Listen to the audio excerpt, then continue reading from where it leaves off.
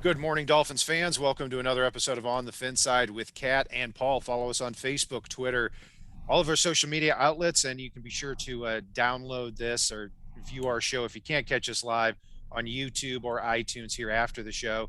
Also, we're on the finfanatic.com website as well as the Fansided Network. Paul, so Dolphins are 1-0, Bills are 0-1. I think if you listen to Vegas, that would have been flipped here after the first week. And the Bills are favored by 3.5 points in this game. And, you know, the way I look at it here is, I mean, this is massive. I mean, if the Dolphins win this game, if they go to 2-0, they start the Bills out obviously at 0-2, put them in a pretty big hole to begin the season here. And things change because if you take a look at the Dolphins 5 games after this one here against Buffalo and before the Dolphins' next game against the Bills here a little in the middle of the season, 4 of their next 5 games after the Bills here are pretty winnable. I mean, you play at Las Vegas next week, which is kind of a toss up, at least according to odds. Then Indianapolis at home, where the Dolphins will probably be favored. Then at Tampa, which is going to be a tough game. And then the Jaguars in London, which the Dolphins will be favored, and the Falcons at home, which the Dolphins will be favored too. The Dolphins go to 2-0 here. I mean, it's not crazy to think that we're talking about a 5-2, 6-1 start. Yeah, and my record prediction looks a whole lot less insane at that point, doesn't it? It sure does. I'm look. We'll get to our predictions later. I'm sticking with mine, which was that, did I say 10-7 or 11-6? I was kind of borderline on It's a 10-7. 10-7. Okay, I'm staying there now, but I'll admit too, if the Dolphins win this game, that's gonna things are gonna change a little bit for me on that end too. And this Yeah, is a big one. yeah, and what I'll say there, and one thing I took away from the Pats game last week is Dolphins look pretty good in the trenches. It's the Pats front seven is a very good front seven. And Miami's offensive line held up. I mean, it'll be very interesting to see if Austin Jackson comes in and starts whiffing like we've seen in the past. If he's got a short leash for Eichenberg to take that left tackle spot. In addition to that, the Patriots have a top 5 offensive line in the NFL, and while it didn't translate on the box score to sacks, etc., Miami's front seven did very well with a lot less full blown blitzing to get to the quarterback than what we've seen in the past couple of years. So if you look at Miami's trenches right now, that's going to be huge for them as far as down the stretch here. I wouldn't go as far as you did there. With the Patriots game. I From would. what I saw, it was the Dolphins blitzed a lot in that game. They blitzed over 40% of the time against the Patriots. They caused some pressure early in the game, but as the game went on, they were blitzing and they weren't getting there. Now, also on the other side of that too, other than Damian Harris's 35-yard run on the first play of the game, which Christian Wilkins and Landon Roberts got wiped out on, I thought they did well against the run. They averaged 3 yards a carry, right around that mark the rest of the game. So that's good. And the Dolphins are going to be without Raekwon Davis here for the next 3 games. John Jenkins is going to step in and play a lot of snaps there.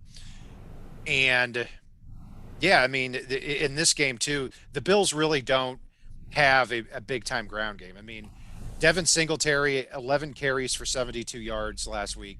This is clearly a Bills team, though, and a Bills offense that is going to pass to set up the run. Yeah, and one thing I really like too, and they did blitz. I'm not saying they didn't when I said it before. But it wasn't as close to an all-out blitz as we've seen at times in the past, where they're really trying hard to manufacture the run. Gotcha. Okay. One thing I loved, and it's something I see the Dolphins doing more and more and more of with Flores here, is when you see those tackles going. Once the tackle is a short tackle, you see that hand going in and going like this, ripping the ball out. And that did translate last week tremendously. There were a tremendous amount of fumbles for a week 1 team against a very disciplined Patriots team who has always been good about protecting the football. Certainly. And Josh Allen has, I think, 10 and 9 fumbles in his last 10 games, somewhere around that mark. Hasn't lost a lot of them. And you said in the offseason Hmm. as well, several times, that a lot of those fumbles last year went the Bills' way. And that doesn't it doesn't take anything away from what Josh Allen did. He threw for 4,500 yards, 37 touchdowns last year, and ran for 500 more yards.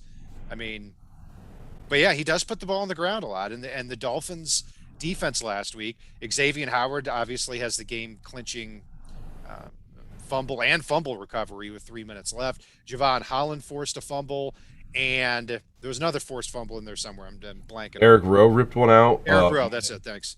Yes, On top of that, I believe it was Ogba early in the game knocked one out of Mac Jones's hands. yeah, and I'm not sure if that play was called back. I've got to review that. But anyway, Dolphins didn't have an interception last week against Mac Jones, but Javon Holland, Xavier Howard, Eric Rowe all force turnovers, and it's a constant thing here. The Dolphins, for people who haven't seen the stat, have forced a turnover in 23 straight games, which is absolutely insane. Second is a three-way tie with games in a row with a forced turnover. So yeah, without question, forcing turnovers a big part of the Dolphins' strategy, regardless of who they play. Yeah, and I want to go back to something you said a couple minutes ago. I know I've talked a little bit about those fumbles going out of bounds, and really, like I think it was the Bills game last year where they had the fumble where somebody touched it from out of bounds when Miami could have had a touchdown in that last game. But on top of that, too, Josh Allen, one of the things that I know we've said, and a few folks have run some stats on, I think Travis ran a few stats on it in the offseason as well. Josh Allen in his season last year were tremendous. But Josh Allen also threw an exorbitant amount, and I don't have the number right in front of me, I apologize, of interceptable balls that didn't the defense didn't get a hand on and probably should have. Every quarterback has a few, but he is above the average line in that department, and he's never been a guy that protects the football. And if you can get a lead on Josh Allen, he is a guy that tries to do too much at times and force things into places they shouldn't be. Tries to stay on his feet while not protecting the football a little extra. Tries to make a stupid pitch to make something happen. So Josh Allen's football security is not the best. And last year, it seemed to all go his way, and that does have a way of meeting up with the law of averages at times. I think as far as putting the ball on the ground, I agree with you. As far as putting the ball in the air, I don't, because last year he had 10 interceptions, and according to PFF and every other metric I've seen, he didn't rate very high as far as turnover worthy plays when he put the ball in the air. And the Dolphins certainly haven't been able to create turnovers against Josh Allen. That's the unfortunate thing here, and that's why this is so important. Let's get it straight. The number one goal for the Miami Dolphins organization is stopping and beating Josh Allen. If they don't beat Josh Allen, they're not going to beat the Bills. They're not going to win first place. They're not going to have a home playoff game. If they reverse that, and this is why this game is so big, you start off 2-0 against Josh Allen, and you show you can beat him early in the year, and then your schedule gets a little bit lighter. Man, oh man, this could turn into a magical season. If not, we go to 1-1, and everybody's talking next week about how the Bills are still the kings of the AFC East here. Yeah, no, and I'm telling you right now, like it's Miami goes to 2-0, then there's only going to be one other team in the AFC East with a win this week because the Patriots go to meet the Jets. So you could see two AFC East teams sitting at 0-2 at that point, and that really forces the AFC East early to start playing catch up instead of just playing their game. Absolutely. And right, Dolphins win here, and let's say the Patriots win. The Dolphins head into week 3 where their schedule gets a little bit lighter with a game and a half lead already in the AFC East. That's exciting stuff. trending toward the future if that were to happen. But going back to Josh Allen, just some somewhat depressing stats for him against the Dolphins over his career. I mean, he's played 5.5 career games against the Dolphins, and I tweeted about this here earlier in the week. These are the numbers: Josh Allen versus the Dolphins, and some of this was against Matt Burke defenses, so that's no good. But even last year against Josh Boyer in two games, the two games the Bills played against the Dolphins, Josh Allen ripped the Dolphins a new one in the game and a half that he played against them. Um, Passing 114 for 178, 64% completion percentage, 1,552 passing yards, 17 touchdowns, 4 interceptions, quarterback rating of 114.3, rushing 35 carries for 340 yards, 3 touchdowns. That's just in 5.5 games. The Bills offense scored 32.4 points per game against the Dolphins in 5.5 games, and they went 5-1. And a lot of those wins were extremely convincing. So what that brings me to, Paul, is when you look at what the Steelers did last week, they blitzed one time last week. One time. The rest of the game was a 4-man rush. They got very creative with how they came at Josh Allen with that 4-man rush. But it was very simple. They rushed 4, they dropped, and they had 2 safeties back. The Dolphins, it's going to be interesting to see if they adopt that same game plan again. I'd be down for it. I mean, Miami's got the safeties to fill out a little bit of a loaded secondary. Miami does have the front 4 to put a little pressure on the passer. But one thing that I always go back to is I like the idea of spying Josh Allen, even if it's Sam McGuavin that you're spying him with. Somebody with some speed, somebody that can keep up, and somebody that if he goes to cross the line of scrimmage is going to make him pay. Yeah, it'll be interesting to watch that. And I wonder if that guy might be Jalen Phillips if you take him a little bit further off the line. He's going to be an interesting guy in this game. I mean, week 1 against the Patriots, if you just watch the game, you think, well, Jalen Phillips didn't do anything. He didn't make any plays. And you might be right about that. But when I watched the game in a little bit more detail, I saw Phillips getting double teamed throughout the game, which Bill Belichick is not going to double team somebody he doesn't have respect for, especially when he's going up against Isaiah Wynn at left tackle, who's a pretty good player when he's healthy. This week he goes up against Deion Dawkins, who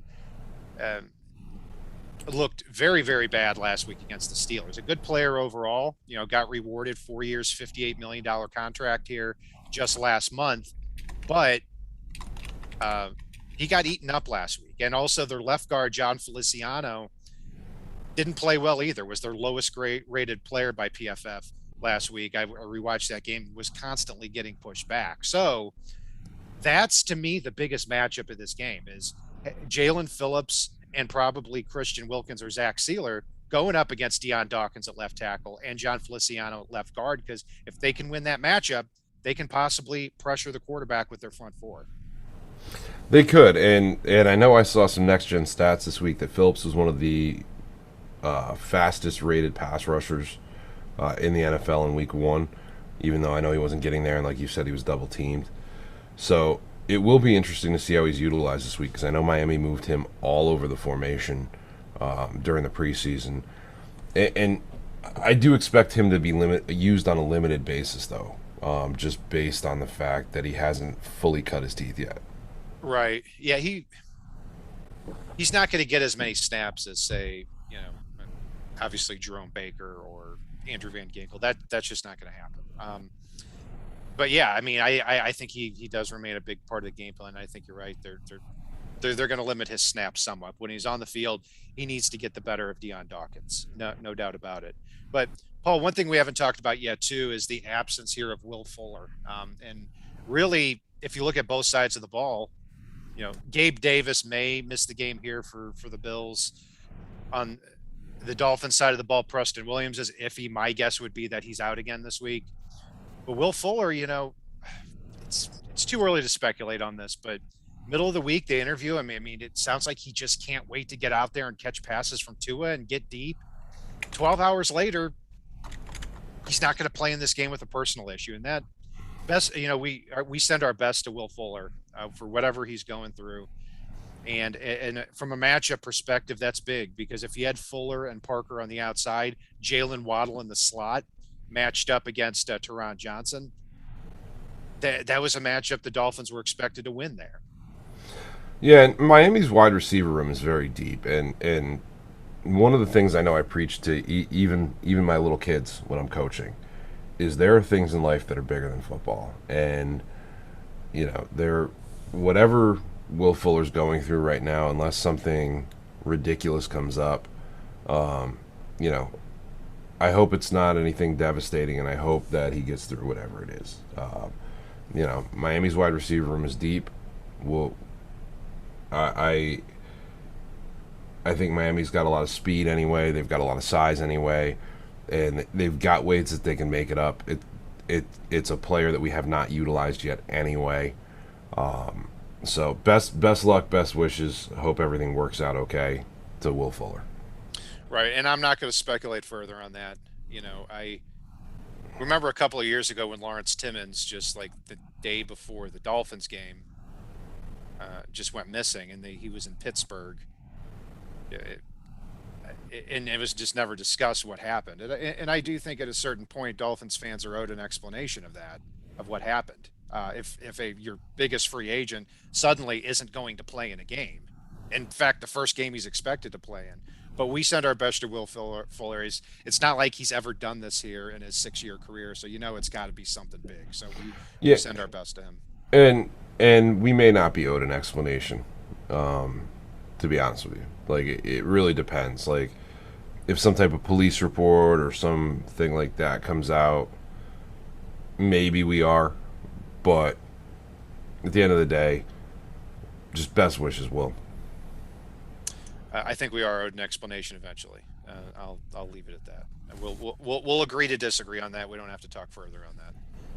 But I think it's no doubt in my mind he's got a good reason for doing what he's Yeah. doing. He's not a flaky type of dude like that. So yeah. Let's get back to the game here. So um, on on the defensive side of the ball for the Dolphins, I talk about the front four for them really needing to create that pass rush with Agba, Phillips. Zach Sealer did a great job of pushing the pocket last week, and I think he's going to be a big player in this game.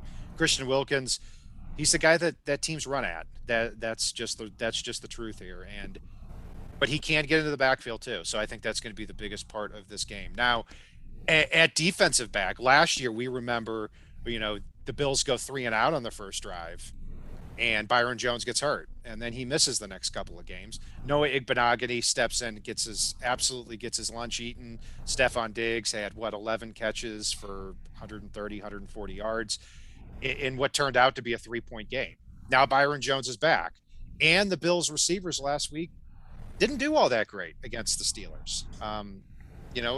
Really they only scored 16 points on offense, only 6 in the second half. So, I mean, getting Byron Jones back is certainly going to be big in this. Well, not back, but he's going to be playing in this game. He wasn't playing in the Week 2 game last year. Well, the other thing that's good to have back that we didn't have in the Week 17 game last year is Landon Roberts, Sam McGuavin,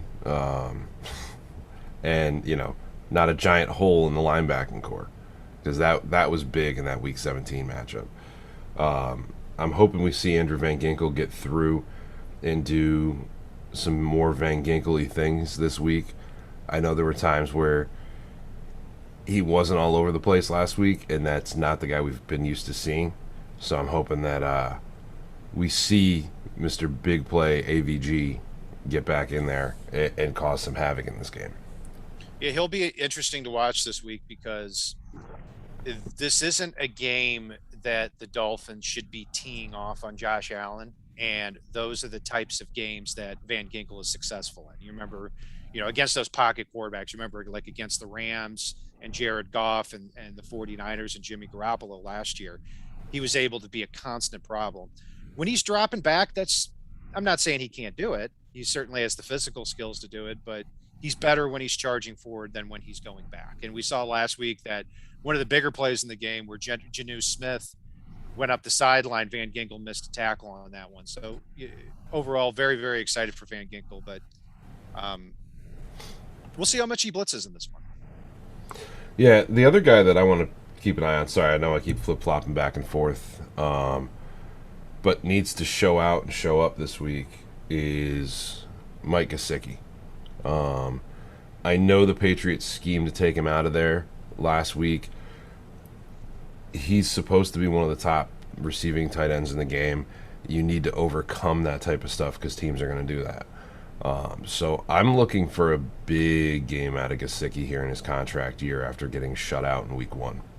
I am too. And, Gesicki is, if you've got him in fantasy football, he's got to be the most frustrating player to have because that's kind of how his game to game goes because of his skill set. I mean, if it's a game where the Dolphins need a couple more blockers inside a tight end, he's probably not going to be on the field as much. He only had 21 snaps last week.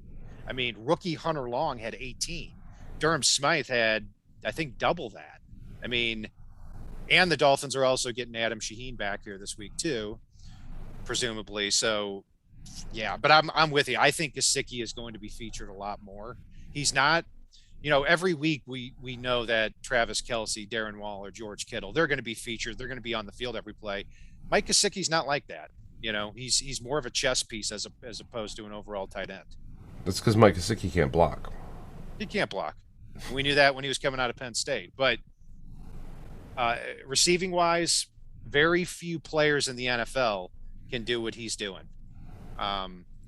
So yeah, we'll see. Let's see. Another matchup too is Ed Oliver against the Dolphins interior line. You've got him going up against presumably Solomon Kinley and Robert Hunt. And that's a matchup I'm a little bit worried about on the inside too. Ed Oliver, he's not Aaron Donald, but he's kind of that style, that undersized pass rushing interior lineman, kind of like a Grady Jarrett.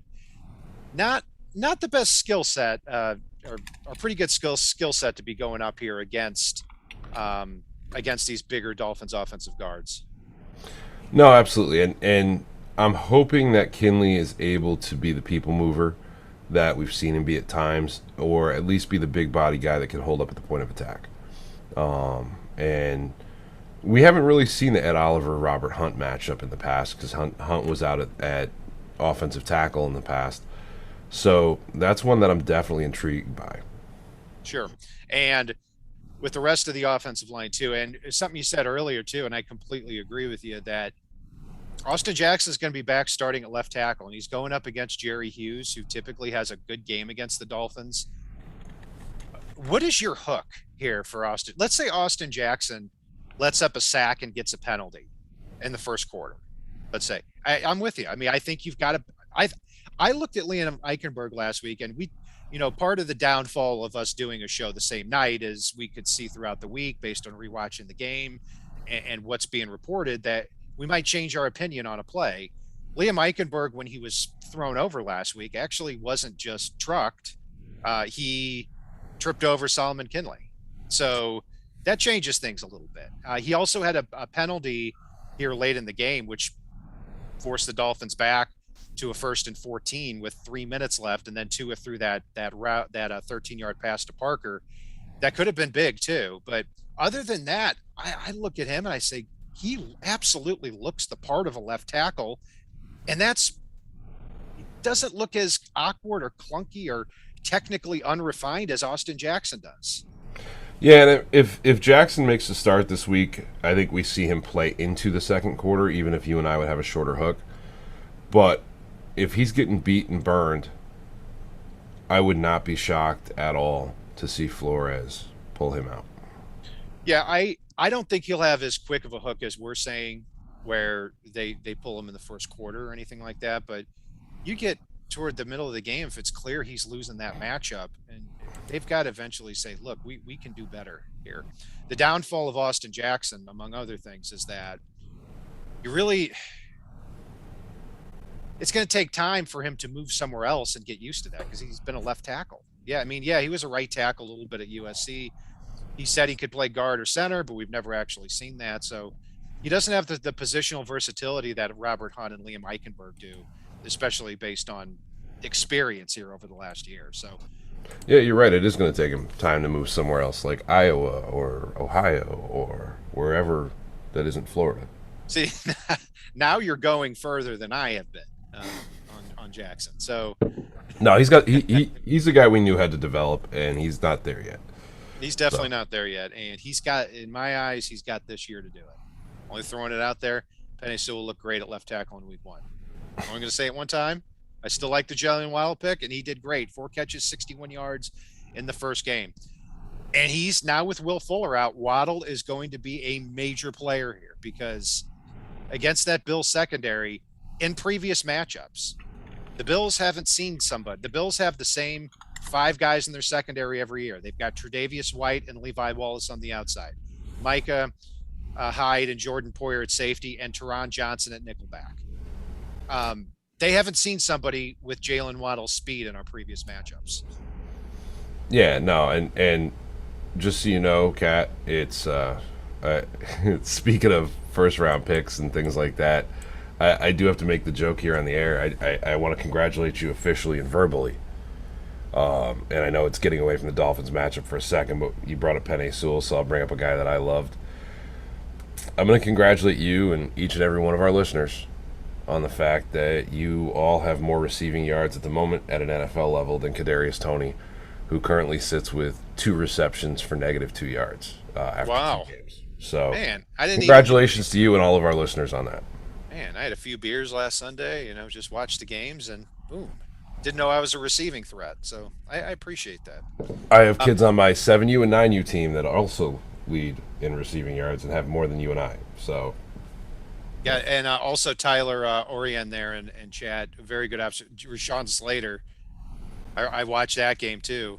Looked incredible there at the left tackle spot. So very good left tackles out there. Hopefully the Dolphins don't regret sticking with Austin Jackson. Liam Eichenberg could be part of, you know, if Liam Eichenberg, let's say, steps in for Austin Jackson, does a good job, and the Dolphins also have Jalen Phillips that they drafted instead of possibly trading up for a left tackle, then I think that overall turns into a good situation. And also, too, in the chat, King Truth, you said, hang on a sec. Somebody said it. I want to make sure to give the right person. Anyway, I think it was King Truth. Said or somebody said Jesse Davis looked bad last week, or am I just alone on that? No, I agree with you. I don't think he looked good last week, and he had a penalty. He looked stiff. We know he's kind of a stiff guy.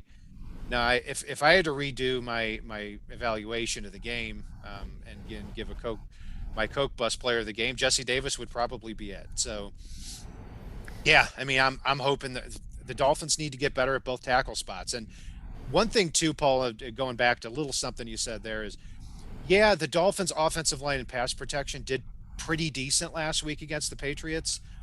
The Patriots also didn't bring a lot either. I mean, sometimes they were just bringing 3 guys, and this week you're going to see at least 4 because they play a 4-man front so often. And that at the defensive end spot, you're going to have Jerry Hughes, Gregory Rousseau, and Mario Addison going up against the Dolphins' offensive tackles. More kind of edge rusher, speed rusher types of guys there, as opposed to what we saw with the Patriots last week. so actually, Kat, I just want to get to another thing from chat real quick. Preston Williams might be back this week. Thoughts? I think that's a good thing. I mean, my biggest issue with Preston Williams has been that he's hurt so often, and he makes some mistakes out there, but I think he is a matchup problem. And if you can put Preston Williams and Devontae Parker on the outside, and you can have Gesicki, Waddle, and Albert Wilson operating the slot there, I think that's a good thing. And I think the Dolphins could possibly win some matchups with that. I do too, but again, we just need Preston to stay healthy until Will Fuller is back. It's no longer a question of if Preston Williams gets hurt again. It's a question of when. In my mind, it's the guy's not going to play more than 8 games for us a year. Period. Well, at least up to this point, he hasn't. And It's Rarely. until he shows otherwise. He's not going to play more than 8 games the first year, and we can't count on him for more than 8 games a Well, year. they're always. It seems like with our receiving core, when you look at these players one on one, there always seems to be something going on with them. Preston Williams, obviously with the injuries. Albert Wilson has barely played football in the last 3 years. Jakeem Grant with all the drops last year. Uh, Now Will Fuller, obviously, with what's going on with him. But when you have 7 or 8 guys like that are talented and can win matchups, it, if you don't have all of them every week, you still have a really good and a really good deep receiving core. And that's, I think, what we're going to see here in this game. No, I'd agree with you on that. I mean, I do want to see a little more, and people are going to think I'm crazy when I say this, but I want to see a little more Jakeem Grant get on the field. He showed a new set of hands this preseason that we haven't seen from him before, and I want to see a little more of it. Scummy said Yatil Green. Yes. Yatil, it's an acronym for yet another torn interior ligament. I felt so bad for that guy because he got hurt his final year at Miami. I loved the pick because he was so talented in Miami. Tears his ACL first practice, comes back in '98. Is part of the reason the Dolphins don't take Randy Moss. Tears his ACL again. Finally gets on the field in '99 a little bit. Looks really good one game where the Dolphins lost 37-34 to the Colts in Miami in a huge game, a great game. And then he gets hurt again, and his career's over. So, yeah, Yeah. Till Green. The original Slim Reaper, the guy that made Randy Moss look fat at the draft. Let's not forget Larry Shannon too, who Oh, Jimmy Johnson said was basically every bit as good as Randy Moss. Well, no, nothing topped Eddie Blake and crying to go home because he was homesick at minicamp in front of Don Shula. Eddie Blake. I see. That was a little before my time. I remember Manny Wright with Nick Saban, where he's Oh yeah, poor guy's 20 years old on video in the middle of practice with his hands on his hips, literally crying like wasn't he like 330 pounds? yeah, he was. He Ugh. was. He could never play. The Dolphins drafted him in the supplemental draft. They gave up a fifth rounder for him. I remember that. Anyway, we could keep going back and forth to a lot of these beauties here. Paul, let's get to the predictions here. I'll throw it to you first. I'm gonna go. I'm gonna go 21-17, and I'm going to say Miami takes this one and gets to 2-0 in the AFC East. I think it's going to be a battle. I think there are going to be some turnovers in this game on both sides of the ball. But end of the day, I think Gesicki shows up and shows out in the final couple minutes of the game, and that's the difference maker here. And Got it. Van Ginkel takes Josh Allen down to seal it. So 21-17, kind of a low scoring game. In fact, I think that's the exact score as Josh Allen's first game against the Dolphins were in that Charles Clay drop game. That's the last time the Dolphins have beat Josh Allen. So we didn't talk about the running backs, and let's unpack this a little bit before I get to my prediction here. So you think the Dolphins' strategy here should be to kind of slow the game down? It's going to be, it's going to be almost 90 degrees on Sunday, and weather report says it'll feel like 97. I've never understood what that means, but it's going to be hot, and that sun is going to be glaring down on the Bills' sidelines and on the field. So the Dolphins don't have a downhill power attack here, but you think that they should try to, run the ball, slow the game down so that they can manage it as they go forward. Is that how you see this going? I hope not. I Okay. hope Miami tries to wear them out and put the Bills' offense on the field in that 90-degree heat over and over and more often while keeping their front seven fresh. Got it. Because last Uh, week, the go ahead. Dolphins, they ran the ball in the first drive. On the second drive, I think they had 7 carries after the first 2 drives.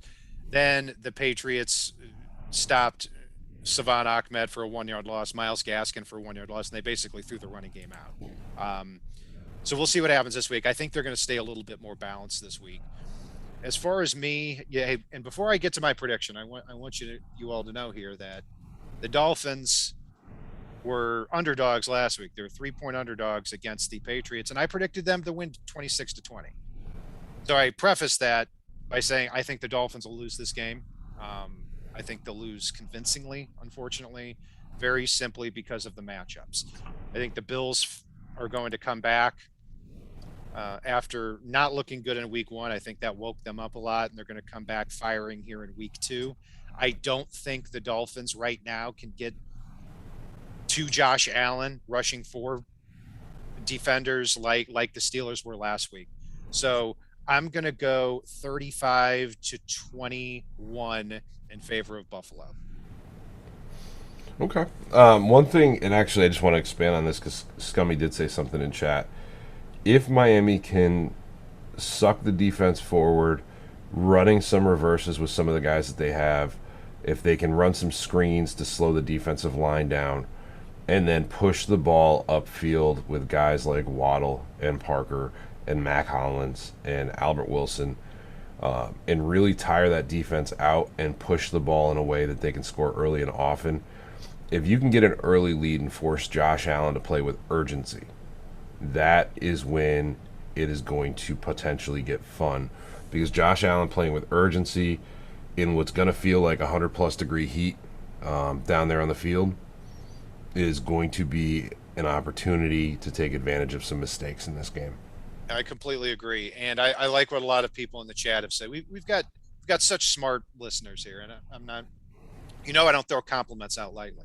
So let's a couple of things. Scummy said screens and reverses with Gaskin, Grant, and Waddle. With this heat, if that defense gets tired, I completely agree. I think that could be an incredible strategy because you get a reverse to Waddle against a tired Bills defense, he could take it 60 yards. And Mm-hmm. I think we're going to see that a couple of times this year. That's what's exciting about the Jalen Waddle pick. And somebody else too here said Douglas Anderson.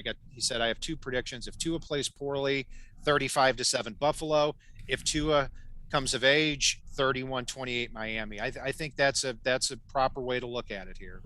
I don't think 35-7 quite if Tua plays poorly, but Dolphins haven't shown the ability to stop Josh Allen yet. And if Tua plays poorly on top of it and they still can't stop Josh Allen, yeah, it could get ugly. That's the truth of it.